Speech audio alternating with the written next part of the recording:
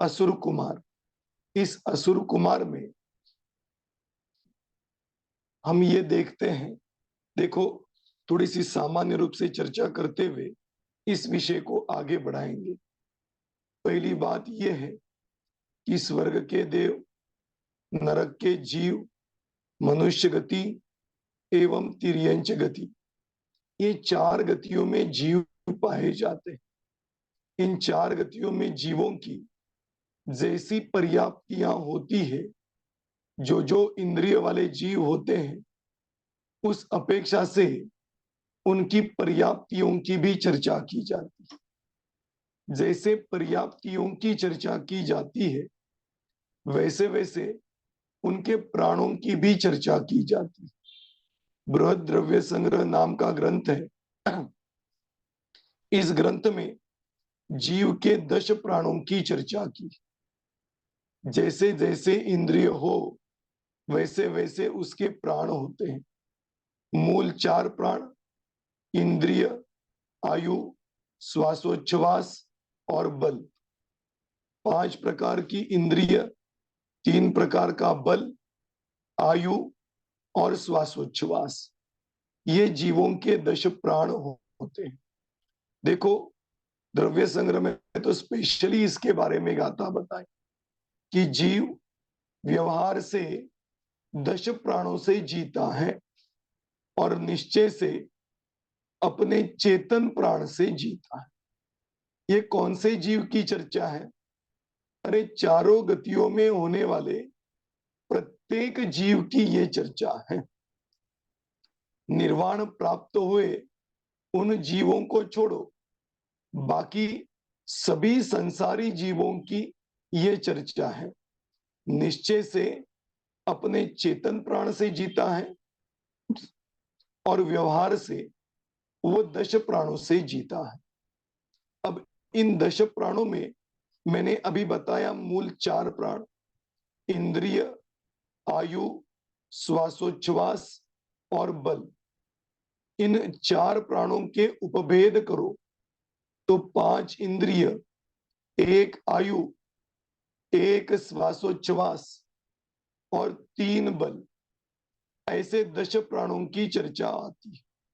इसमें जैसी जैसी इंद्रियां कम अधिक हो वैसे वैसे प्राण भी कम अधिक होते हैं। लेकिन इतना जरूर है कि यहां पर आयु और श्वासोच्छ्वास हर जीव के प्राण होते हैं। इन 2 प्राणों को छोड़कर बाकी के प्राणों में तो घटबढ़ हो सकती है, लेकिन आयु में कभी घटबढ़, आयु में घटबढ़ मतलब हर जीव अपनी अपनी आयु लेकर आता है। मतलब उसका आयु यह प्राण निश्चित होता है। ऐसा कभी कोई जीव नहीं पाया जाता कि जिसको आयु ही ना हो लेकिन जी रहा हो, ऐसे कभी नहीं होता। जितने भी जीव हैं वे सभी के सभी जीव आयु नाम कर्म के उदय से जीते हैं। भले ही वो आयु एक समय की हो या लाखों वर्षों तक की हो, लेकिन आयु जरूर होती है। इसलिए संसारी ऐसा कोई प्राणी नहीं कि जिसके पास आयु नाम का प्राण ना हो। और जैसे आयु नाम के प्राण की बात आती है, ऐसे ही श्वासोच्छ्वास नाम के प्राण की भी चर्चा आती है। श्वासोच्छ्वास, हर जीव के पास श्वासोच्छ्वास अवश्य होता है। मनुष्य गति का हो, तिर्यंच गति का हो, नरक गति का हो या देव गति का हो, श्वासोच्छ्वास नाम का प्राण उसके पास अवश्य होता है और वो जीता है, उस श्वासोच्छ्वास के बल पर जीता है। हम भी देखते हैं, यदि कुछ समय के लिए हमारा श्वासोच्छ्वास बंद हो जाए तो बिना श्वासोच्छ्वास के कुछ समय तो टिक सकते हैं, लेकिन अधिक काल तक टिक नहीं पाते। उसके बाद श्वासोच्छ्वास होना अत्यंत जरूरी है। आ गया समझ में? ऐसे ही हम जिन देवों की चर्चा कर रहे हैं, कौन से देव? भवनवासी देव। इस भवनवासी देवों में भी ऐसी ही बात है कि वो भवनवासी देव बिना श्वासोच्छ्वास के रह नहीं सकते। उनके पास श्वासोच्छ्वास नाम का बल होता है। लेकिन अब सुनना, ये श्वासोच्छ्वास हर प्राणियों का अलग अलग होता है। जैसे मनुष्य गति का जीव हो तो कुछ समय के लिए बिना श्वासोच्छ्वास के टिक सकता है, लेकिन बाद में श्वासोच्छ्वास बहुत जरूरी है। उसके बिना यह इस मनुष्य भाव में जिंदा नहीं रह सकता। ऐसे ही तिर्यंचों की भी बात आती है, ऐसे ही देवों की भी बात आती है। इन देवों में अभी अपनी चर्चा चल रही है वो भवनवासी देव। तो भवनवासी देव का भी श्वासोच्छ्वास होना बहुत जरूरी है। आप सोच रहे होंगे अपना वैक औदारिक शरीर है इसलिए श्वासोच्छ्वास की जरूरत है, लेकिन वह तो वैक्रियक शरीरधारी जीव है, उनको श्वासोच्छ्वास की क्या जरूरत? लेकिन वैक्रियक शरीर हो तो भी श्वासोच्छ्वास तो उनका होता ही है। फर्क सिर्फ इतना है, हमें कुछ समय के बाद श्वासोच्छ्वास कंपलसरी करना पड़ता है। ऐसे ही ये भवनवासी देव, इन भवनवासी देवों में असुर कुमार जाति के जो देव हैं वे 15 दिन में एक बार श्वासोच्छ्वास करते। क्या कह रहा हूं सुनना। थोड़ी अटपटी लगेगी लेकिन वस्तु स्थिति है। असुर कुमार जाति के देव 15 दिन में एक बार श्वासोच्छ्वास करते, फिर 15 दिन के लिए फ्री, कुछ करने की जरूरत नहीं। 15 दिन के बाद दोबारा एक बार श्वासोच्छ्वास करते। ऐसे हर 15 दिन में असुर कुमार जाति के देवों को जीने के लिए श्वासोच्छ्वास करना पड़ता है। ऐसे हर एक का अंतराल है, हर एक का टाइम पीरियड अलग अलग है। उसमें नाग कुमार की चर्चा करें तो 12:30 मुहूर्त के बाद, मुहूर्त किसे कहते हैं पता है? देखिए उसकी भी थोड़ी चर्चा करें।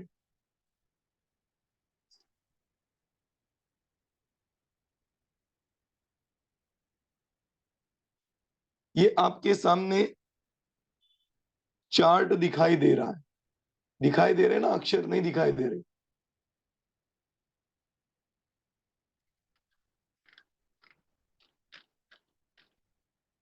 ये देखिए, अब इसकी चर्चा थोड़ी सी मैं करना चाहता हूं। देखो चर्चा आती है समय से लेकर, अपने को टाइम पीरियड देखना है ना, तो टाइम का सबसे छोटा अंश समय होता है, मतलब काल का सबसे छोटा अंश समय होता है। इसमें जघन्य युक्त असंख्यात समय की एक अवधि होती है। थोड़े नए शब्द आज आपको सुनने के लिए मिल रहे हैं, लेकिन सुनना चाहिए, उसके बिना बाकी चर्चा आपको अधिक क्लियर नहीं होगी। तो देखना, काल का सबसे छोटा अंश है समय। जघन्य युक्त असंख्यात समय की एक अवधि होती, संख्यात हजार कोड़ा कोड़ी आवलियों के एक उच्छ्वास होता है। अभी अपना चर्चा चल रही थी ना उच्छ्वास की, उच्छ्वास का पीरियड कितना है?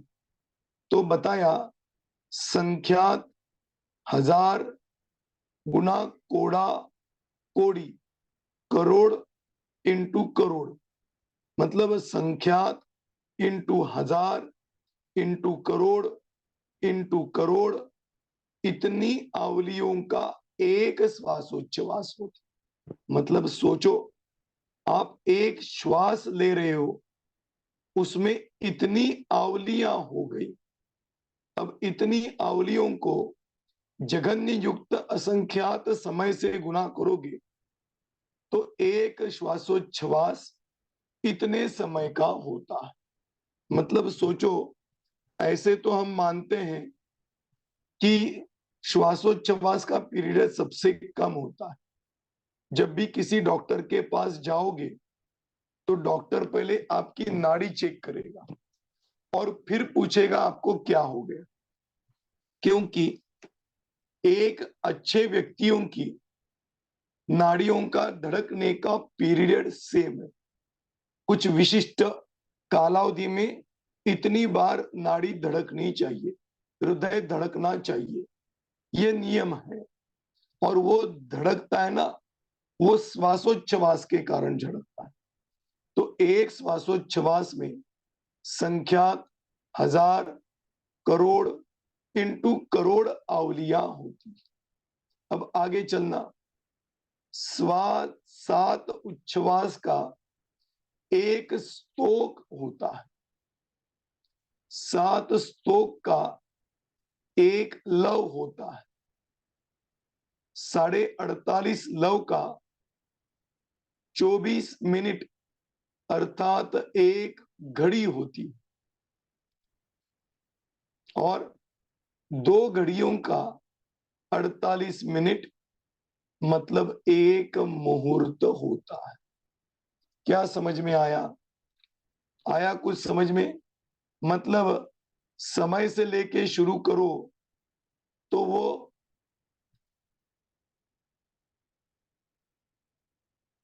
मुहूर्त तक आके रुक जाता है।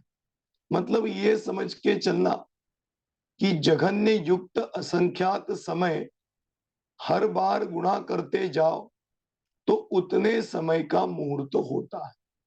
मतलब 48 मिनट का एक मुहूर्त होता है। आ गया समझ में? अब चलो यहां पर पहुंचते हैं। कहां पर? जहां पे अपन रुके थे।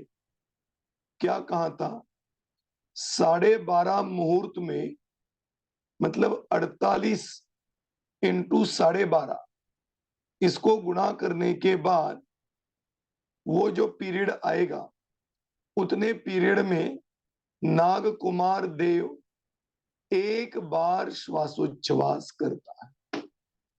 फिर सुपर्ण कुमार भी 12:30 मुहूर्त में, द्वीप कुमार भी 12:30 मुहूर्त में, फिर उदधि कुमार 12 मुहूर्त में एक बार श्वासोच्छ्वास करता है। कुछ आ रहा है समझ में? इसे समझने की बात है।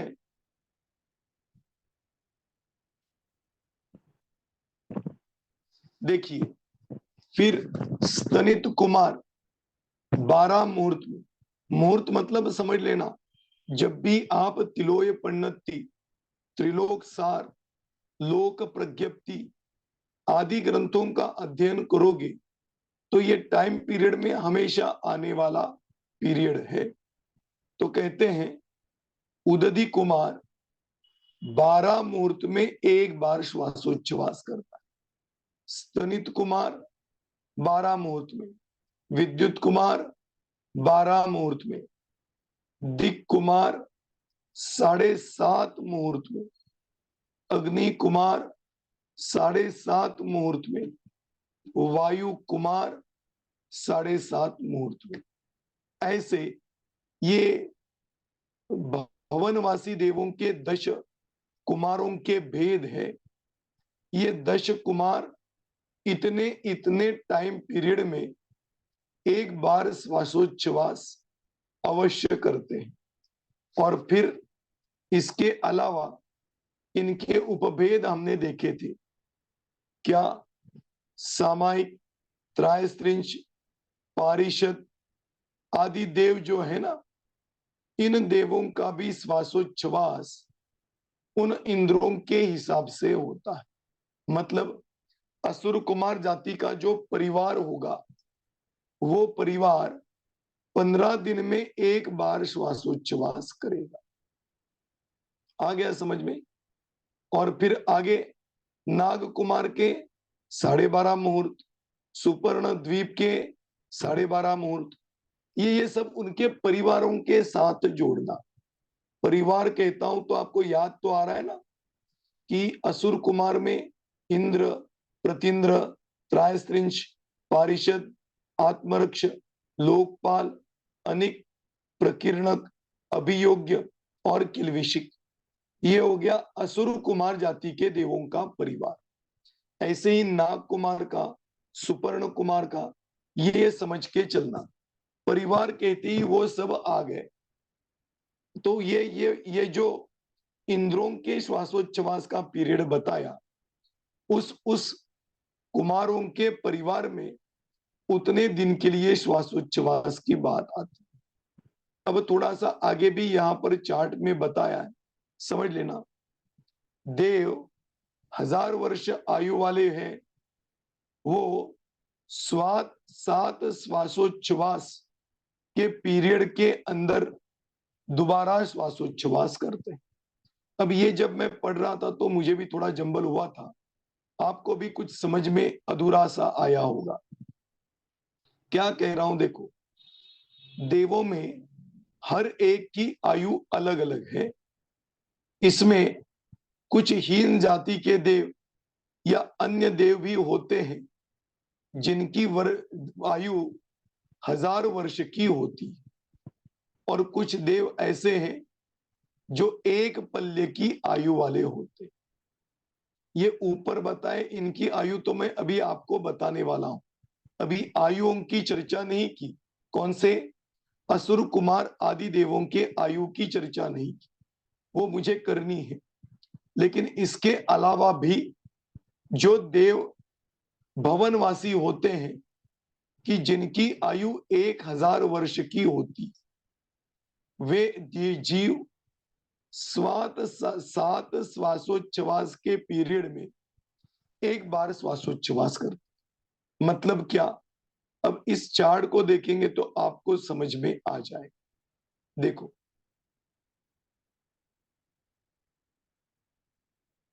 अपने चर्चा अभी की थी ना, आपको याद होगा, दिखा भी रहा हूं चार्ट में, देखना।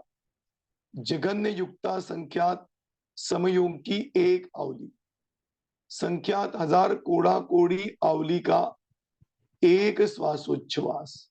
अब देखना, 7 उच्छ्वास का एक स्तोक, मतलब इतने पीरियड के बाद, एक स्तोक के बाद जिनकी आयु 1000 वर्ष है, वे जीव, वे भवनवासी जीव एक स्तोक में एक बार श्वासोच्छ्वास करते हैं। मतलब 7 श्वासोच्छ्वास करने के लिए जितना टाइम पीरियड लगता है, उतना 2 श्वासोच्छ्वास के बीच का टाइम होता है। आ रहा है समझ में कुछ मैं क्या कह रहा हूं? कि 7 बार श्वासोच्छ्वास करे तो उसको जितना टाइम लगेगा, जितनी आवलियां लगेगी, कितनी आवलियां लगेगी? देखो, संख्यात 1000 कोड़ा कोड़ी आवली इंटू 7, इतना पीरियड जाने के बाद वो 1000 आयु वाला देव एक बार श्वासोच्छ्वास करता है। आ गया समझ में? क्योंकि आप जब तिलोय परिणति आदि पढ़ोगे तो उसमें इसी प्रकार का, ये जो आपके सामने चार्ट दिखाई दे रहा है ना, ये तिलोय परिणति का चार्ट है। तो उसमें ये बताया कि 1000 वर्ष की आयु वाला जीव 7 श्वासोच्छ्वास के बाद एक बार श्वासोच्छ्वास करता, और एक पल्ले के आयु वाला देव 5 मुहूर्त के बाद एक बार श्वासोच्छ्वास करता। आ गया समझ में? मतलब इन इंद्रों के अलावा अन्य भी ऐसे देव पाए जाते हैं जिसका उल्लेख तिलोय परिणति में किया है, जिनको सामान्य देव ऐसे कहा जाता है कि वे सामान्य देव जो 10,000 वर्ष की आयु वाले होते हैं या एक पल्ले की आयु वाले भी होते हैं, वो 5 मुहूर्त में एक बार श्वासोच्छ्वास करते। आ गया समझ में? ऐसे ये असुर कुमार जाति के देवों का श्वासोच्छ्वास का अंतराल है। भले ही 15 दिन का हो, 12.5 मुहूर्त का हो, 12 मुहूर्त का हो, लेकिन इतना जरूर है कि उन देवों को भी जीने के लिए श्वासोच्छ्वास करना ही पड़ता है। टाइम पीरियड अधिक हो, लेकिन अवश्य श्वासोच्छ्वास करना पड़ता। इसीलिए नेमिचंद्र सिद्धांत चक्रवर्ती ने बृहद्रव्य संग्रह में यह गाथा लिखी और हमें समझाया कि जीव 10 प्राणों से जीता है, उसमें एक प्राण श्वासोच्छ्वास भी कह दिया। अब ये श्वासोच्छ्वास की जरूरत तो वास्तव में शरीर के लिए है, जीव के लिए नहीं। जो जीव शरीर के साथ विद्यमान है, उसके उस शरीर को टिकने के लिए श्वासोच्छ्वास की जरूरत है।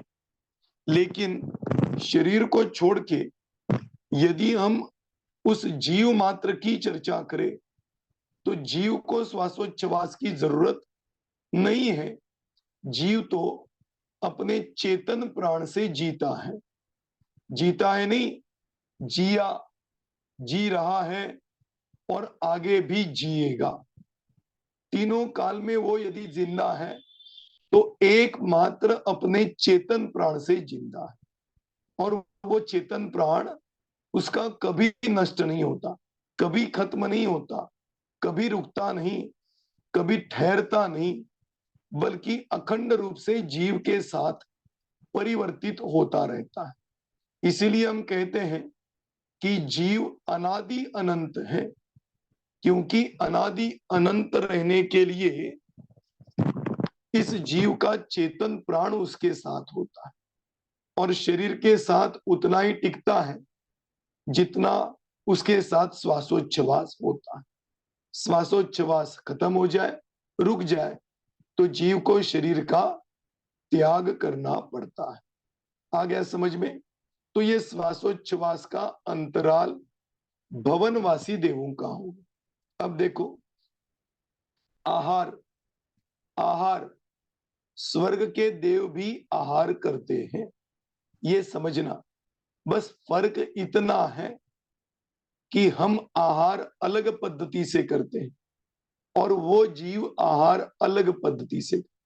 अरे इन्हीं की बात नहीं, अलग अलग क्षेत्र में रहने वाले जीवों के आहार की पद्धति, खान पान की पद्धति अलग अलग है। अरे इंडिया में ही देख लो, इंडिया में अलग अलग प्रांत में रहने वाले जीवों के आहार की मतलब खान पान की पद्धति अलग अलग है। महाराष्ट्र की अलग है, मध्य प्रदेश की अलग है, राजस्थान की अलग है, कर्नाटक, तमिलनाडु, गुजरात, ये सब जगह की खान पान की पद्धति, आहार की पद्धति अलग अलग है। देखना, ये तो इंडिया की बात मैंने की। इंडिया के बाहर के देशों की भी चर्चा करें तो वहां पर भी जीव आहार तो लेते ही है। बिना आहार के अधिक काल तक जीव टिक नहीं पाता। अधिक काल तक इसलिए कह रहा हूं क्योंकि ऐसे तो देखा जाए तो हमारे सामने उदाहरण है। आदिनाथ भगवान 1 साल तक निराहार रहे, आहार नहीं लिया। क्यों? क्योंकि 6 महीने तक आहार विधि नहीं मिली और 6 महीने तक तो उनको आहार करने का विकल्प नहीं आया। ये बात तो उन्हीं के साथ घटित होती है जो वज्र ऋषभ नाराज सहनन के धनी होते। जो वज्र ऋषभ नाराज सहनन के धनी, ये वज्र ऋषभ नाराज सहनन क्या है? ये एक प्रकार का हड्डी का प्रकार है। ये हड्डियां जिनकी होती है वो जीव शरीर में बहुत ताकतवर होते हैं। बुद्धि में बहुत ताकतवर होते हैं और अपने इंद्रियों पे कंट्रोल, विजय प्राप्त करने में भी बहुत ताकतवर होते हैं। तो वो तो 1 साल तक बिना आहार के जिंदा रह सके, लेकिन हम अभी इस पंचम काल में ऐसे असम प्राप्त त्रिपाठी का अंतिम सबसे कमजोर सहनन, इस सहनन में ये टिकना संभव नहीं। कुछ दिन के लिए तो टिक सकते हैं, लेकिन वर्षों तक बिना आहार के टिकना वर्तमान में हमारे लिए संभव नहीं। आहार तो लेना ही पड़ेगा। आ गया समझ में? ये अभी अपने यहाँ के का आर्यखंड की चर्चा की। इसी से आगे म्लेच्छ खंड में जाओ तो म्लेच्छ खंड में जीव आहार लेते हैं। उसके आगे चल के भोग भूमि में जाओ, भोग भूमि वाले जीव भी भले ही 7 दिन में, 3 दिन में, 2 दिन में, 1 दिन में आहार लेते हैं, वो भी आंवले जितना, इतना कम आहार लेते हैं, लेकिन आहार तो उनको भी लेना पड़ता है। बिना आहार के वो टिक नहीं सकेंगे। इसी प्रकार से आगे चलो, स्वर्गों में चलो, स्वर्ग में भी जाएंगे तो असुर कुमार जाति के देव, नाग कुमार जाति के देव, ऐसे 10 प्रकार के देव हैं, उनको भी आहार अवश्य लेना पड़ता। फर्क इतना ही है कि उनका आहार और अपना आहार बहुत फर्क है। हमारे लिए आहार बनाना पड़ता है, फिर लिया जा सकता है। भोग भूमि में कल्प वृक्ष के नीचे बैठते हैं तो आहार मिल जाता है, लेकिन भले ही कल्प वृक्ष के नीचे बैठने के बाद थाली भरकर आहार मिले, खाना तो उनको भी पड़ना पड़ता है। बिना खाए काम नहीं चलता है उनका। मिलता तो बिल्कुल ताजा है, बिना कुछ किए, बिना गैस के पास गए, बिना आटा गूंथे, बिना अन्य पदार्थों को मिक्स किए उनको आहार मिलता है। लेकिन खाना तो वो भोग भूमि के जीवों को भी खाना तो अवश्य पड़ता है। मनुष्य गति और तिर्यंच गति के जीवों को यह आहार मिलने के बाद पुरुषार्थ पूर्वक आहार खाना पड़ेगा। यह व्यवस्था मनुष्य और तिर्यंच गति की है। लेकिन यदि देव गति में पहुंचे तो देव गति के जीव भी आहार लेते हैं, लेकिन उनका आहार कौन सा होता है? सुना तो है कि गले से अमृत झर जाता है और वो अमृत ग्रहण करके उनका पेट भर जाता है। समझना, ये दादाजी ने, छोटे दादाजी जी ने, मतलब हुकुमचंद जी बारिल जी ने इसके बारे में 10 धर्मों की किताब में संयम धर्म के बारे में बहुत बढ़िया बात कही। उन्होंने वहां पर यही कहा कि बनाकर या आहार लेने वाले जीवों को संयम तो हो सकता है, लेकिन देवगति के जीवों को, जो कि कई साल के बाद आहार करते हैं, जो प्रतिदिन आहार करते हैं, उनको संयम हो सकता है। लेकिन जो कई वर्षों तक, कई दिनों तक, कई महीनों तक बिना आहार लिए टिकते हैं और इतने दिन के बाद आहार ग्रहण करते हैं, वो संयम को धारण नहीं कर पाते। इसका मतलब आहार लेना या न लेना, इससे संयम का डायरेक्ट संबंध नहीं, बल्कि अपने परिणामों को आत्मस्थिरता पूर्वक संयमित करना, ये वास्तव में संयम का प्रतीक, जो कि देवों में होता नहीं, कर सकते नहीं। इसीलिए देवों में संयम नहीं, आहार वह भी लेते हैं। अब देखना, वो आहार लेने की पद्धति भवनवासी देवों में भी है। असुर कुमार जाति के देव आहार ग्रहण करते हैं कितने दिन के बाद? 1000 वर्ष के बाद। कितना? 1000 वर्ष के बाद एक बार आहार ग्रहण करते हैं। और वो भी कैसे? विकल्प आ जाए, गले से अमृत झर जाए, वो ले लिया, ग्रहण कर लिया, खत्म। 1000 वर्ष के लिए फ्री हो गए। कितनी बढ़िया बात लगती है ना। अरे हमें तो सुबह नाश्ता करना पड़ता है, फिर भूख लगती है, फिर सुबह का भोजन लेते हैं, फिर भूख लगती है, फिर दोपहर में कुछ चाय वगैरह लेते हैं, फिर भूख लगती है, फिर शाम का भोजन लेते हैं। ऐसे कई बार खाते ही रहते हैं और फिर भी भूख नहीं मिटती। लेकिन असुर कुमार जाति के देवों की ऐसी व्यवस्था है कि 1000 वर्ष में एक बार आहार ग्रहण करते, फिर 1000 वर्ष के लिए फ्री। अब सोचो, जो व्यक्ति, जो जीव 1000 वर्ष में एक बार आहार ग्रहण करता है, उसकी आयु कितनी होगी? कितनी बड़ी आयु वाला होगा। अरे हम तो 100 साल जिए तो बहुत हो गए, इतना तो आजकल कोई जी ही नहीं सकता। शायद ही कोई विरला जीव ये क्या बोलते हैं 100 पार कर जाए। लेकिन बाकी के जीव तो यहां तक भी नहीं जी पाते। लेकिन असुर कुमार जाति के देव 1000 वर्ष उसके बाद एक बार आहार ग्रहण करते। फिर आगे चलो, दूसरा भेद है नाग कुमार। वे 12.5 दिन में एक बार आहार ग्रहण करते। सुपर्ण कुमार 12.5 दिन में एक बार। द्वीप कुमार 12.5 दिन में एक बार। उदधि कुमार 12 दिन में। स्तनित कुमार 12 दिन में। विद्युत कुमार 12 दिन में। दिक कुमार 7.5 दिन में। सोचो, मतलब इन देवों को 7.5 दिन में एक बार भूख लगती है। अब ये सोचना थोड़ा सा, मैं क्या बता रहा हूं। ये 10 प्रकार के देवों के भेद असुर कुमार के किए थे ना, उसमें सबसे बढ़िया देव यदि कोई है तो असुर कुमार जाति का इंद्र। और फिर आगे के जाति के जो देव हैं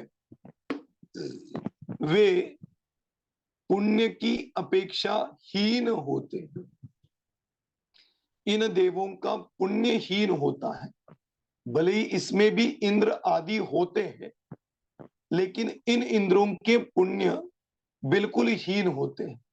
इसीलिए तो इन जाति के देवों को 7.5 दिन में एक बार आहार लेना।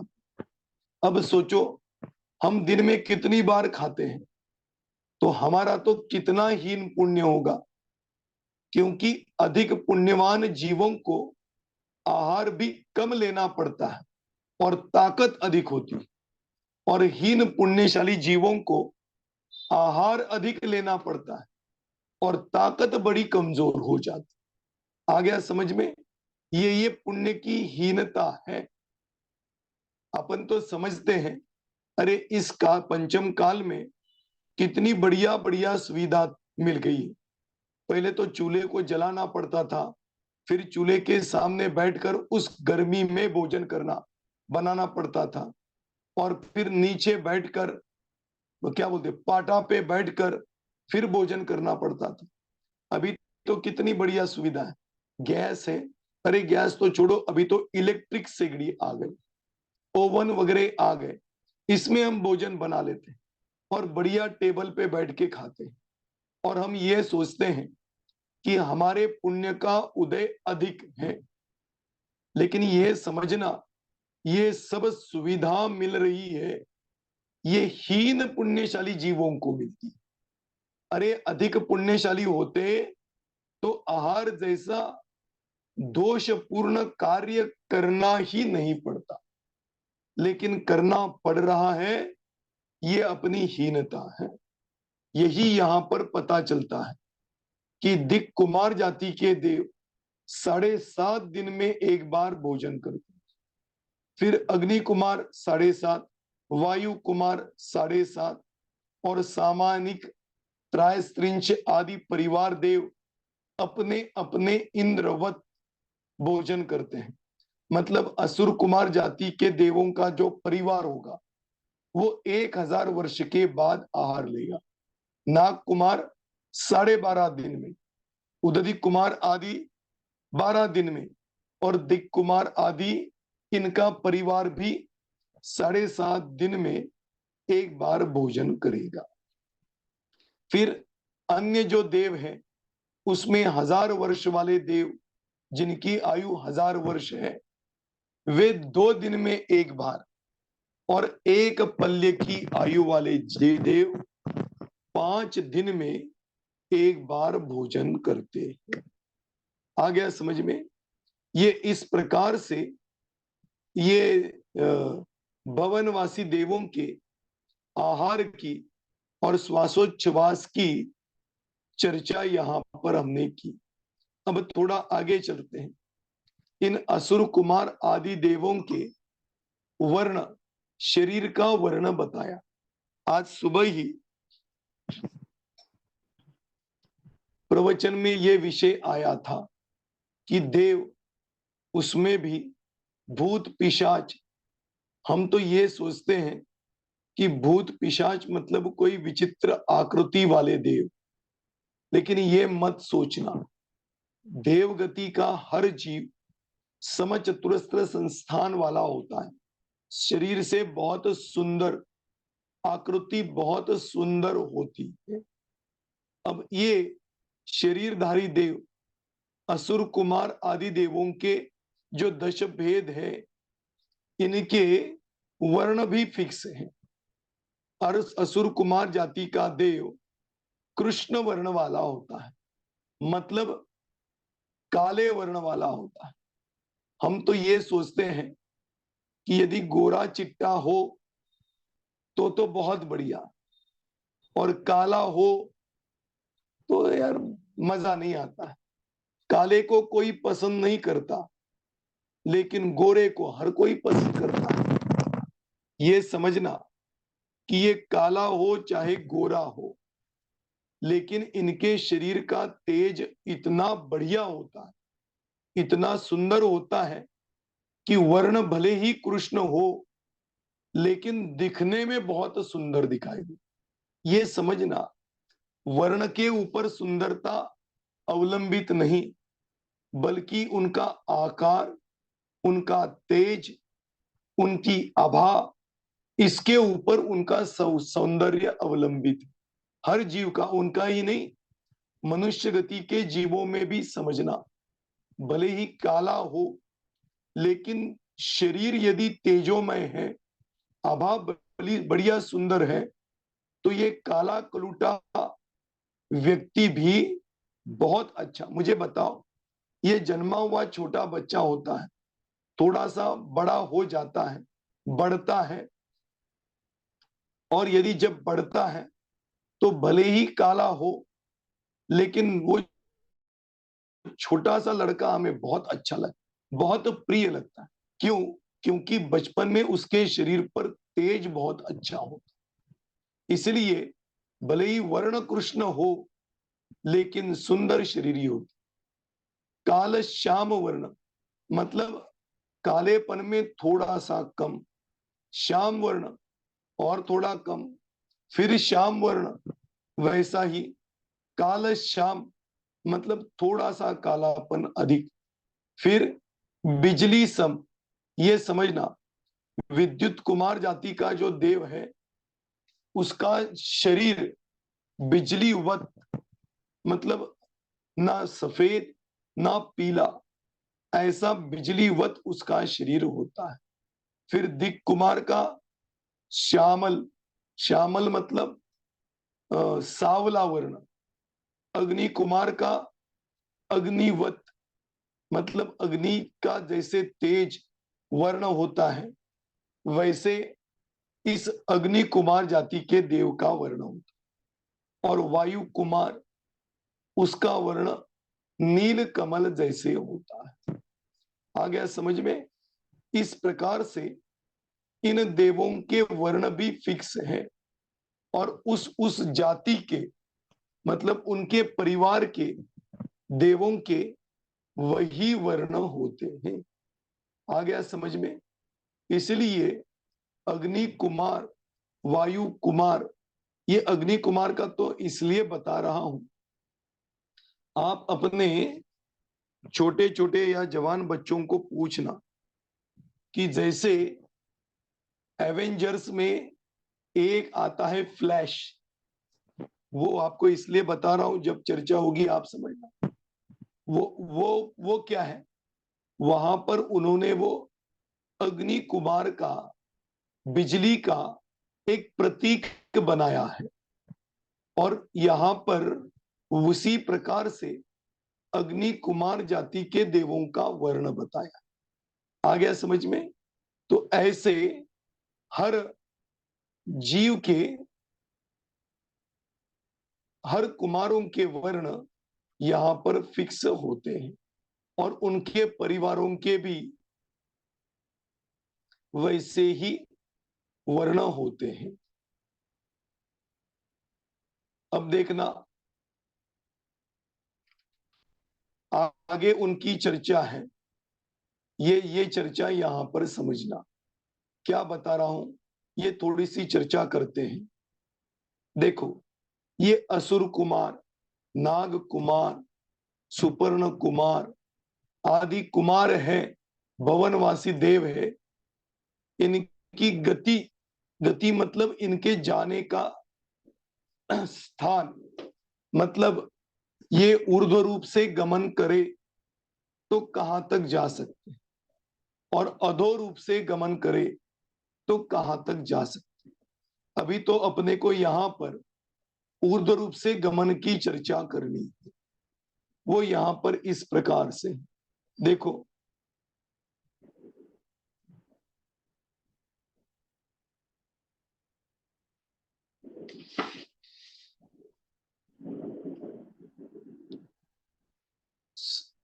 असुर कुमार, सुपर्ण कुमार, ये 10 प्रकार के कुमार हैं। वे स्व अवलंबन से ईशान स्वर्ग पर्यंत जाते। क्या कह रहा हूं सुन। स्व अवलंबन से ईशान स्वर्ग पर्यंत जाते। ईशान स्वर्ग कहां पे है मालूम आपको? सुनना, मध्यलोक, मध्यलोक के बाद 1.5 राजू ऊंचा, इतने तक सौधर्म और ईशान इंद्रों के विमान पाए जाते। अब ये ऊर्ध्व मतलब विमानवासी देवों की चर्चा है, उनकी चर्चा अपन आगे करने वाले हैं। तो ये होता है ईशान स्वर्ग, सौधर्म और ईशान, उत्तर और दक्षिण, ऐसे इन इंद्रों के नाम होते, और इनकी ऊंचाई ये मध्य लोक से लेके 1.5 राजू ऊंचाई तक होती है। अब सोचो, ये जो असुर कुमार जाति के देव है, ये मध्य लोक से अधोलोक में कहां तक पाए जाते हैं? पहले नरक में खर भाग और पंख भाग के अंत तक पाए जाते हैं। वहां से लेके मध्यलोक पूरा पार कर जाए, और ईशान इंद्र का जो अंतिम विमान है, वहां तक ये असुर कुमार जाति के देव ऊपर गमन कर सकते। लेकिन कैसे? स्व अवलंबन से, बिना किसी के आश्रय, बिना किसी के सपोर्ट, खुद जाना चाहे तो वो ईशान इंद्र तक जा सकते। आपको पता है ना, थोड़ी ये भी चर्चा करूं जाने की, स्व अवलंबन से जाने की और पर अवलंबन से जाने की चर्चा। थोड़ी ये बात मैं आपको समझाऊं, समझना। मध्यलोक में मनुष्य गति का जीव 2.5 द्वीप के अंत तक जाने की क्षमता रखता है। समझना, जाने की क्षमता रखता है। कहां तक? 2.5 द्वीप के अंत तक जाने की क्षमता रखता है। लेकिन स्वशक्ति से वो जा सकता है क्या? हर कोई जीव नहीं जा सकता। जैसे मैं आपको कुंद कुंदाचार्य का उदाहरण दूं। कहा जाता है कि कुंद कुंदाचार्य विदेह क्षेत्र में गए थे और वहां पर सीमंदर भगवान की दिव्य ध्वनि सुनी थी। अब मुझे बताओ, ये जो कुंद कुंदाचार्य गए थे, वे कैसे गए थे? कहा जाता है वहां का कोई देव देव या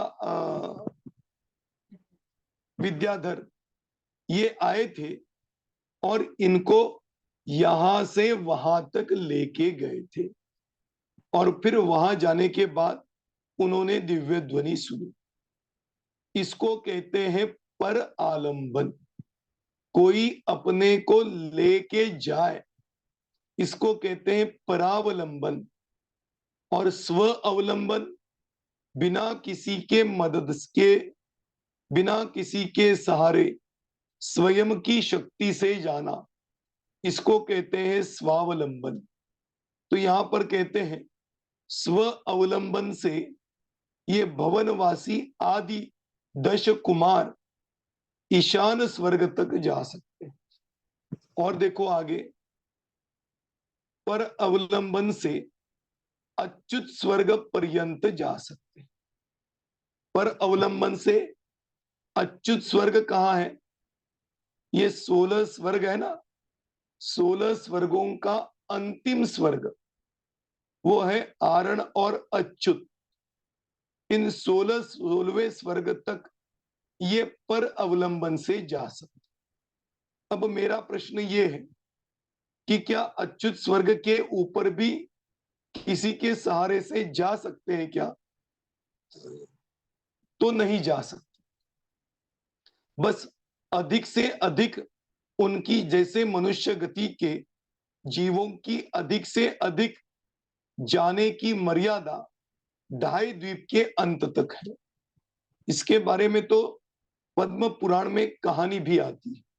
क्या कहानी आती है सुनो, अब थोड़ी सी ये भी बताओ। अष्टानिका पर्व में देवगति के जीव 8वें नंबर के द्वीप पर जाकर अष्टानिका पर्व मनाते।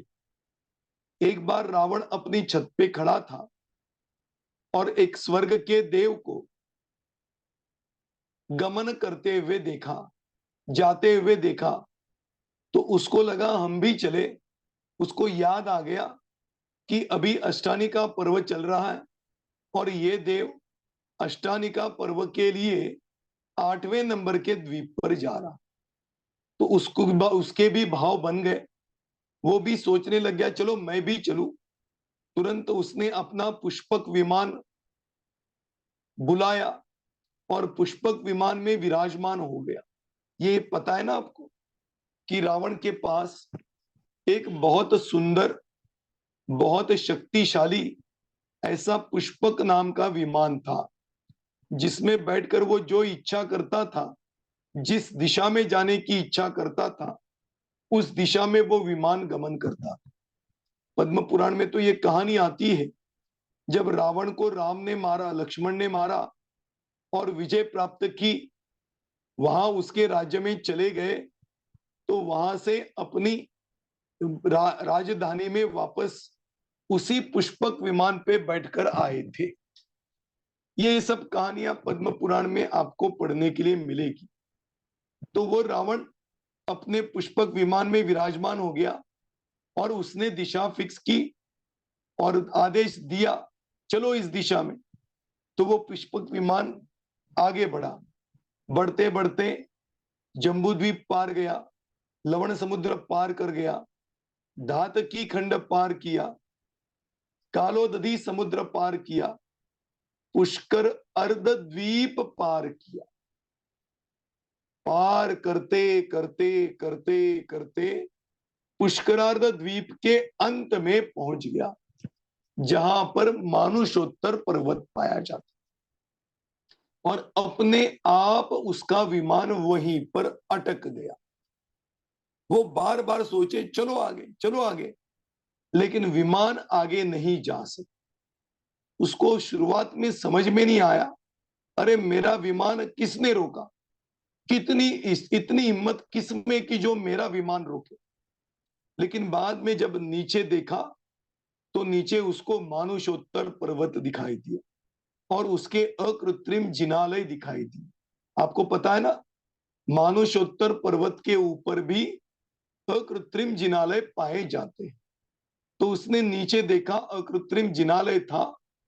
तब उसको पता चला, अरे हम विहार करते करते मानुषोत्तर पर्वत तक पहुंचे हैं।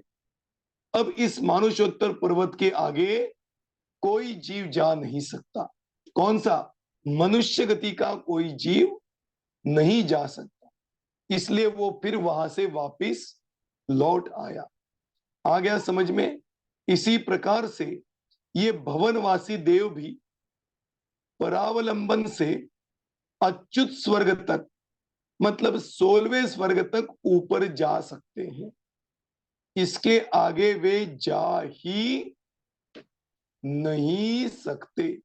किसी की भी सहायता क्यों ना ले, इसके आगे नहीं जा सकते। आ गया समझ में? इसलिए स्वावलंबन से ईशान स्वर्ग तक और परावलंबन से 16वें स्वर्ग तक ये गमन कर सकते। कौन? भवनवासी देव। और फिर आगे देखो, संस्थान उनका समचतुरस्र संस्थान होता है। समचतुरस्र संस्थान, संस्थान माने आकार, समचतुरस्र चारों ओर से बिल्कुल बढ़िया योग्य आकार वाला। जैसा जितना आकार चाहिए वैसा उतना ही उस अवयवों का आकार होना, इसको कहते हैं समचतुरस्र संस्थान। ऐसे कहते ना, प्रसिद्ध भी है कि जितनी भी मूर्तियां बनाई गई हैं, प्रतिमाएं बनाई गई हैं, उसमें श्रवण बेलगोला की बाहुबली की मूर्ति यह सबसे बढ़िया मूर्ति मानी जाती। क्यों? क्योंकि उस मूर्ति के, उस प्रतिमा के जितना जो अवयव चाहिए जिससे कि खूबसूरती बढ़ती है, उतना ही वह अवयव पाया जाता है। इसलिए वो प्रतिमा सबसे सुंदर कही गई। ऐसे ही कौन सा शरीर सुंदर होता है कि जो समचतुरस्र संस्थान वाला होता है। ऐसे भवनवासी देवों का समचतुरस्र संस्थान होता है। फिर आगे चले, टाइम तो हो गया लेकिन अभी इसकी चर्चा करके फिर रुकते। अब देखो, अब आता है प्रविचार। प्रविचार मतलब शरीर के भोगों को भोगने की पद्धति। तो जैसे मनुष्य गति के जीव मनुष्य शरीर के माध्यम से भोगों को भोगते हैं, इसको कहते हैं काय प्रविचार। आ गया समझ में? उसी प्रकार से ये इस भवनवासी देवों का भी काय प्रविचार होता है। काया से भोगों को, स्पर्शनेन्द्रिय के विषयों को भोगते हैं। इसी प्रकार से यहाँ के जीव भी काया के माध्यम से अपने शरीर के द्वारा भोगों को भोगते हैं, स्पर्शनेन्द्रिय के विषयों को भोगते हैं। लेकिन जैसे मनुष्य गति के जीवों को शरीर को भोगने की प्रक्रिया होती है, वैसी इन जीवों की नहीं होती। इन जीवों की मात्र इच्छा मात्र से, शरीर को देखने मात्र से, शरीर के स्पर्श मात्र से इनके काय प्रविचार की भोगों की इच्छा पूरी होती। ऐसे जैसे मनुष्य गति का काय प्रविचार है, ऐसे ही यहाँ के जीवों का भी काय प्रविचार पाया जाता है। लेकिन जैसे मनुष्य गति के जीवों का होता है वैसे इनका नहीं होता। ये हो गया काय प्रविचार। और अंत में चैत्य वृक्ष। चैत्य वृक्ष मैंने बताया था, पिछली बार ही बताया था, ये 10 प्रकार के इंद्र हैं। इनके ये चैत्य वृक्ष, उनके चिन्ह पाए जाते हैं। ये पीपल का वृक्ष, जिसमें चैत्य वृक्ष क्यों कहा, याद आया ना? पिछली बार तो इसकी हमने बड़ी विस्तार से चर्चा की। वृक्ष जैसा आकार भी है और नीचे चैत्य अर्थात जिन प्रतिमाएं होती, उस वृक्ष के नीचे वेदी के ऊपर चारों दिशाओं में 5-5 जिन प्रतिमाएं होती। हर जिन प्रतिमा के सामने एक मानस स्तंभ होता है। हर मानस स्तंभ के अंदर हर दिशा में 7-7 जिन प्रतिमाएं होती। ऐसे चैत्य वृक्ष हर भवनवासी देवों का जो कि चिन्ह पाया जाता है, वो उनके महल के सामने होता है। उसमें ये पीपल का वृक्ष सप्तवर्ण, शाल्मली, जामुन, तेजस, कदम्ब, प्रियंगु, शिरीष, पलास और राजद्रुम, ऐसे 10 प्रकार के वृक्ष जो कि चैत्य वृक्ष रूप है, वो उन भवनवासी देवों के चिन्ह विशेष है, उससे उनकी पहचान होती है।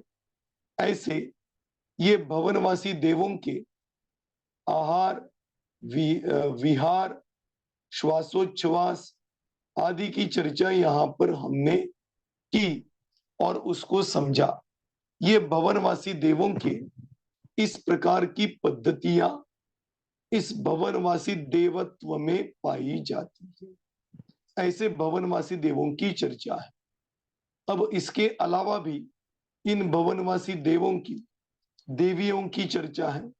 देवियों के अलावा और भी गमनागमन, अवधि ज्ञान आदि की चर्चा है। ये सब चर्चाएं हम अगली बार करेंगे और उसकी विशेष जानकारी वहां पर लेंगे। आज तो टाइम हो गया, अपन यहीं पे रुकते हैं।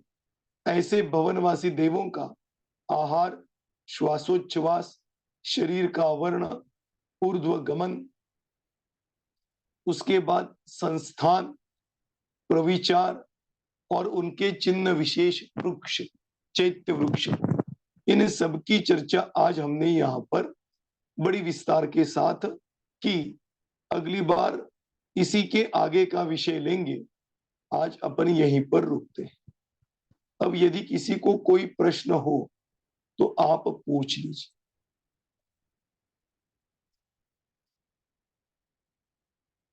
हाँ,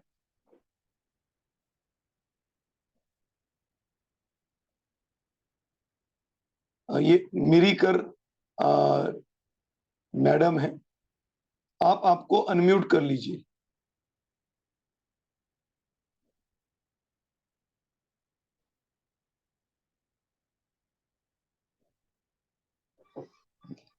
हाँ, जय जिनेन्द्र। हाँ, बोलिए। आवाज आ रही है, पूछिए क्या पूछ रही है। नहीं, कुछ नहीं पूछिए। चलो, कोई बात नहीं। अगला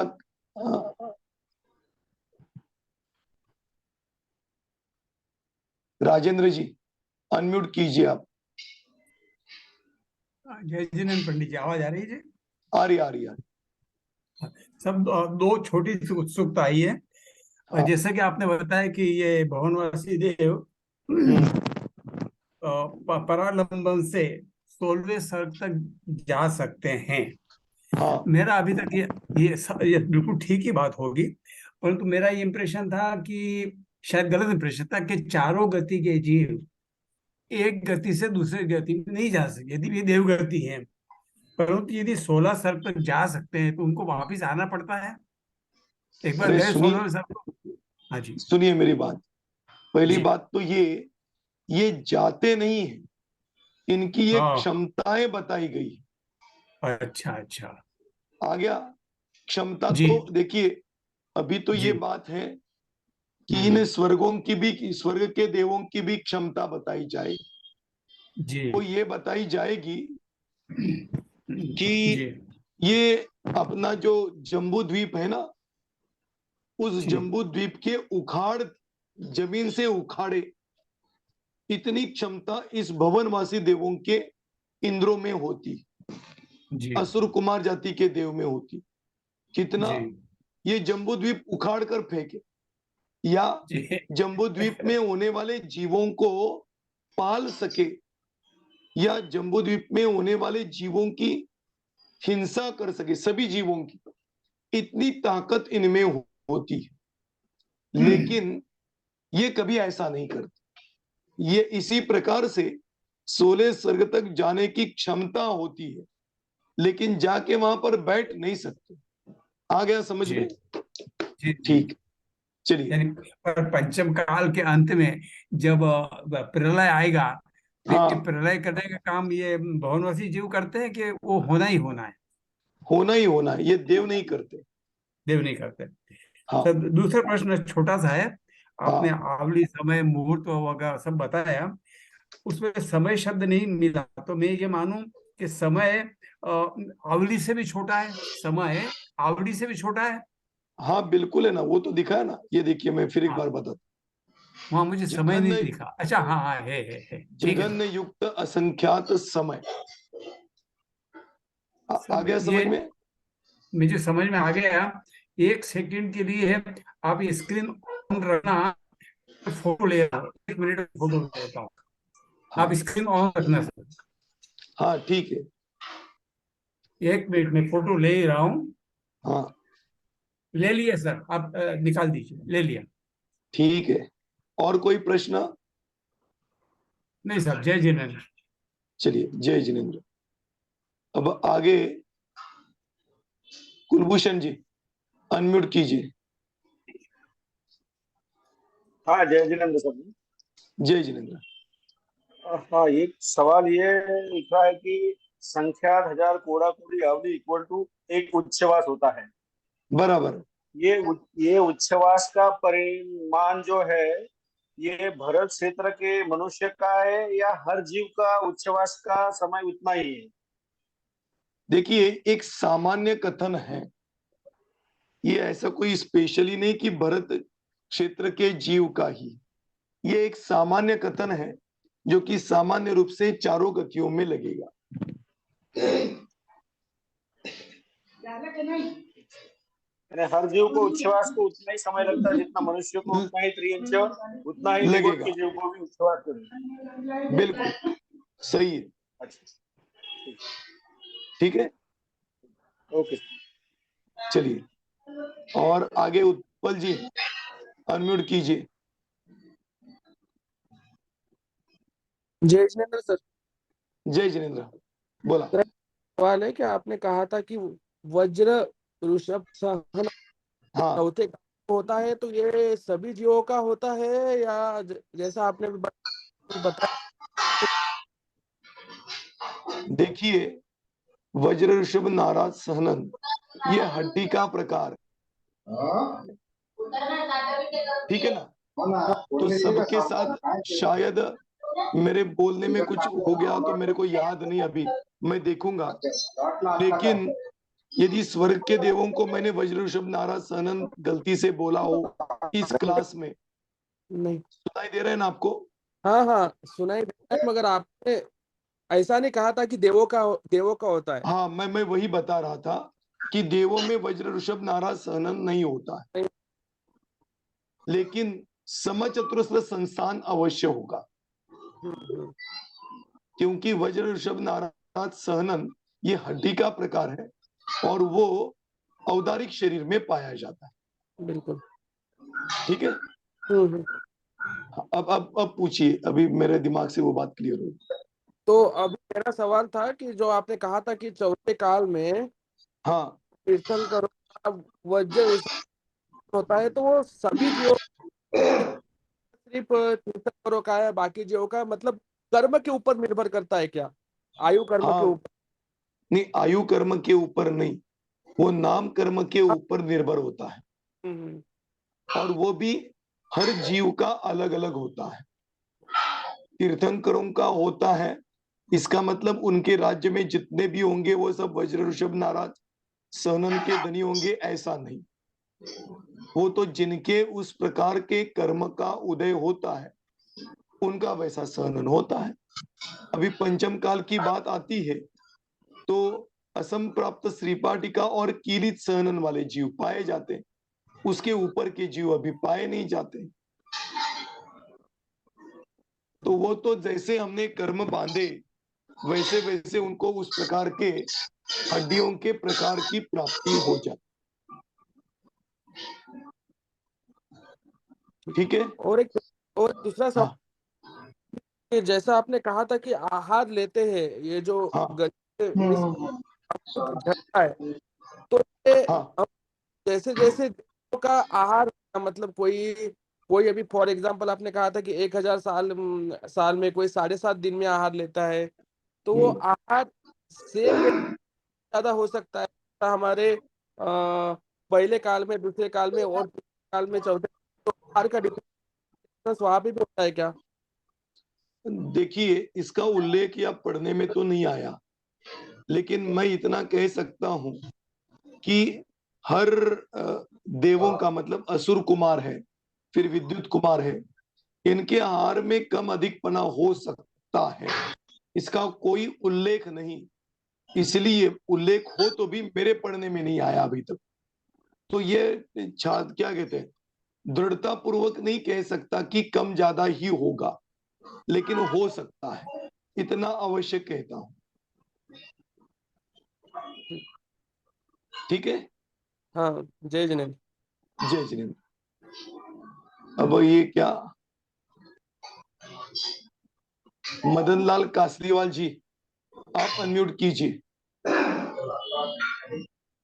सर जय जिनेन्द्र, जय जिनेन्द्र। मेरा एक प्रश्न था कि ये जो हाँ वायु कुमार और अग्नि कुमार जो देव हैं, ये हाँ हमको जो अभी मिलता है वायु, तो उनसे मिलता है कि ये अलग है? जी नहीं, ये स्वर्ग में रहते हैं, ये हमें वायु देते नहीं, लेकिन अच्छा। इतना उल्लेख जरूर आता है जो कि मैं सुनाऊं कि जब समो शरण की रचना होती है तो सुगंधित पवन बहती है।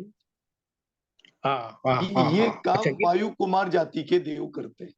अच्छा वो करते हैं ये। हाँ, हम्म, ये जैसे अपन भी कहते हैं ना, शादियां होती हम्म, है तो शादियों हम्म, में गेट के पास अभी आजकल नहीं लगाते, पहले के जमाने में वो सेंट वाला यंत्र लगाते थे कि हाँ पीछे बर्तन होता था, सामने फैन होता है, और वो आने वाले सबके ऊपर वो सेंटेड वायु चली जाती थी। हाँ जी, हाँ जी। ये इसी प्रकार से ये वायु कुमार जाति के देव ऐसे तीर्थंकरों के काल में अतिशय करते हैं, अच्छा लेकिन अच्छा। अभी जो वायु चल रही है वो नहीं हाँ, करते। अच्छा अच्छा, धन्यवाद। ठीक है। जय जी, जय जय जिनेन्द्र। जिनेन्द्र। अब इन्होंने ये विषय उठाया, ये तो आप सब सुन ही लो। ऐसे ही अग्नि जो जलती है वो अग्नि कुमार जाति का देव का काम नहीं, वो प्राकृतिक है, लेकिन जब तीर्थंकर निर्वाण को प्राप्त होते हैं तो हाँ, उनका जब वो नख, अग्नि देता है। हाँ नख, बाल, इनको अग्नि कुमार जाति के देव अग्नि देते हैं और उनकी राख आगे जाकर समुद्र में विसर्जित करते हैं। ये अग्नि कुमार हम्म, जाति के देव करते, लेकिन ये इनका अग्नि काम है। जलना, बुझना, ये अग्नि कुमार जाति के देव का काम नहीं। नहीं, ठीक है। हाँ जी, धन्यवाद। चलिए, अब किसी को कोई प्रश्न है क्या? नहीं। ठीक है, चलिए तो अपन आज यहीं पर रुकते हैं, अगले विषय को लेके अगली बार। ये क्या हो गया? हाँ, अगले विषय को लेके अगले इतवार के दिन आएंगे और फिर आगे की भी बढ़िया चर्चा करेंगे। आगे भी अवधि ज्ञान के क्षेत्र की चर्चा है, देवियों की चर्चा है, देवियों के विकृतियां करने की चर्चा है। इन सब की चर्चा अपन अगली बार करते हैं, आज यहीं पर रुकते हैं। जिनवाणी स्तुति। जावाणी के ज्ञान से सूझे लोकालो, सोवाणी मस्तक नमो सदा देत हूँ दो। 9 बार नमोकार मंत्र।